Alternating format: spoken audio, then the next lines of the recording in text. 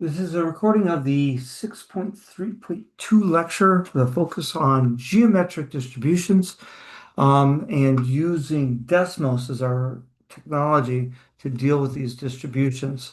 We learned a bit about the binomial distribution, the binomial setting, which involved situations that were binary, ended in success or failure, independent trials, a set number of trials, and probability of success being the same on every trial. In the geometric setting, we have everything the same except for the trials. Instead of having a set number of trials, we simply try and try again until we get our first success. And when we count up the number of trials it takes to get to our first success, we have a geometric random variable. Its only parameter is the probability of success. Um, and it can take on the numbers from 1 to infinity.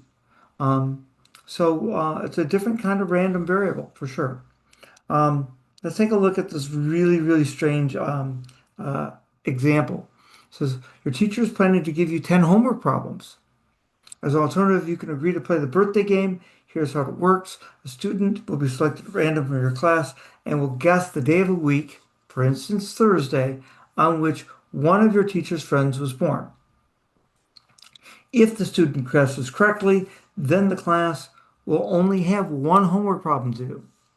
If the student guesses wrong, the teacher will then once again ask the student from the class at random. The student will try to guess the day of the week on which a different one of your teacher's friends was born.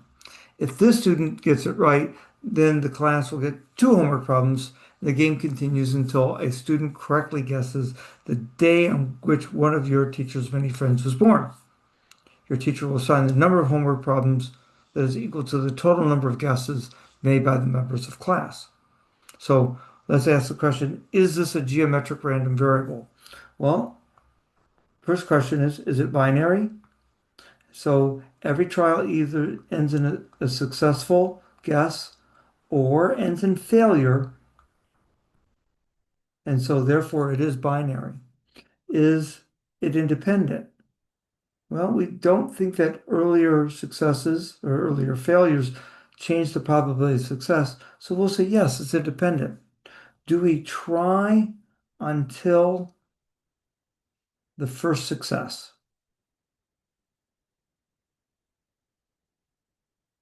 And we do. So it meets that criteria. Is the probability same on every trial? The probability of success is the same. And in this case, yes, it is. And that probability is 1/7 because we're thinking we're just randomly guessing days of the week, and you get a 1 in 7 chance of guessing that day of the week correctly. Now, what's the probability first student guesses correctly? Well, if we call, let's say, y our geometric random variable, probability that y is exactly 1 will be 1/7, because that's the probability of being correct. But what about guessing, having the first correct guess being the second guess? Well, you had to have a failure followed by a success.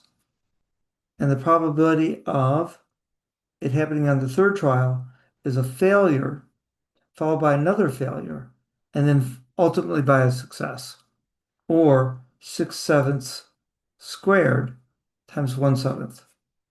Do we notice a pattern?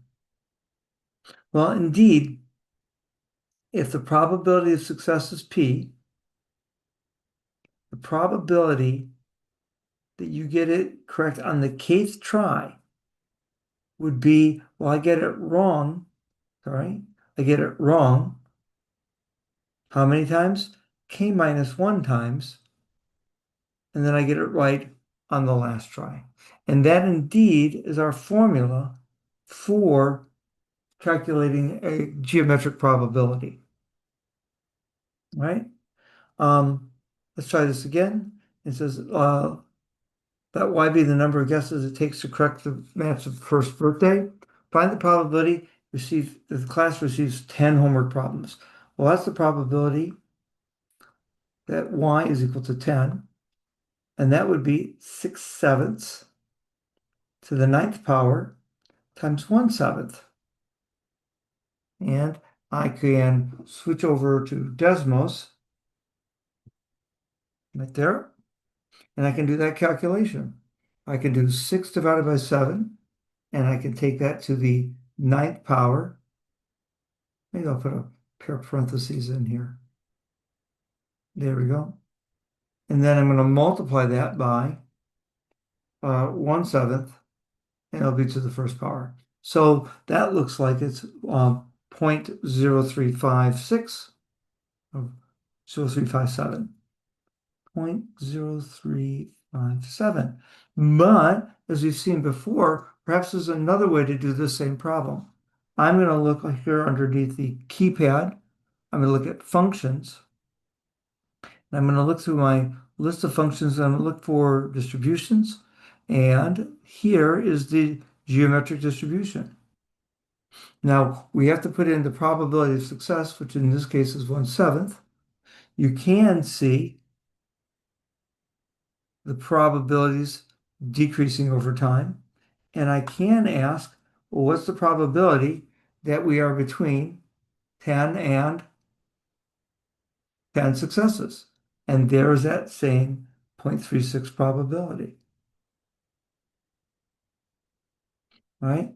But what about the probability of getting less than 10 problems? 10 was what you were going to get unless you decide to play the game.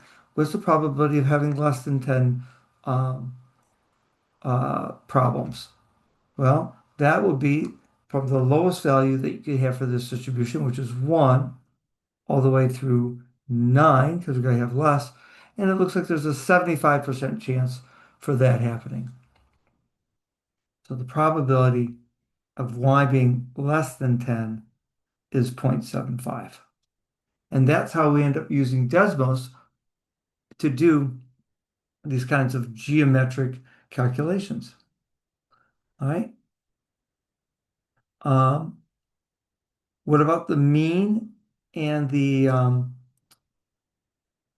standard deviation? Well, first of all, let's talk about the shape. By the way, geometric distributions are always right skew. Not only always right skew, but it is also true that the first probability, the probability of getting um, uh, the random variable being 1, is always the greatest, is always the largest probability. Okay, the center. Well, we're going to see below that the expected value for these geometric is 1 over p. So in this case, we could say that the mean of this random variable is 1 over 1/7, which is 7. Oh, okay, if it's a 1/7 chance on average to get our first success, is going to take 7 trials. And you can see here that the standard deviation is the square root of 1 minus p over p. The square root of 1 minus p over p, which is the square root of 1 minus 1/7 divided by 1/7. This is looking pretty awful, but let's go to the calculator and calculate it.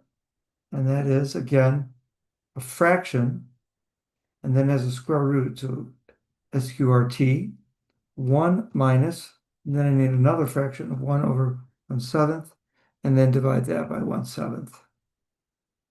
And there we go. The standard deviation for this is about 6.5. 6.5. Okay. And remember, this distribution goes off infinitely. So it's not surprising that there's a lot more variability in that answer. Okay, let's check for understanding. Suppose you roll a pair of fair six-sided dice until you get doubles. Let T be the number of rolls it takes to get the doubles. Is this geometric? Well, first of all, is it binary? And yes, every trial ends in either success or failure. So it meets that criteria. Is every trial independent? Well, fair dice roll independently. So we meet that criteria. Do you try until first success?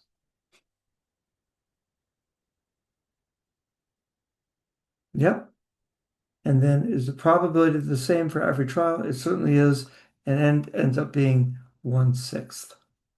So what's the probability that t is equal to 3? Well, the probability that the number of tries it takes is 3 is 5/6 times 5/6 times 1/6, or 5/6 squared times 1/6. And I'll calculate that. Again, it's a little parenthesis, 5 divided by 6, and that's to the power of 2, and then we'll multiply that by 1/6. So about 11.6%. And of course, we can also do this using the geodis, change that probability to 1/6, and say that we want the outcome to happen on exactly the third trial. So X is between 3 and 3, and you can see that same probability coming out, right? It says in the game of Monopoly, player can get out of jail free by rolling doubles within 3 turns. Find that probability is happening. Well, at first blush, you'd say, well, this isn't geometric because it doesn't go on forever. But we do think about this being sort of geometric with the 1/6 and the probability that I get my first set of doubles in less than 3 tries. So geometric distribution, and we'll call that X. And what's the probability of getting this in less than 3 tries? Well, I could do this 1 try or 2 tries or 3 tries, or I could simply go to the geodistribution tool and say, well, it's the probability of 1 or 2 or 3. And you can see that that happens about 42% of the time. All right.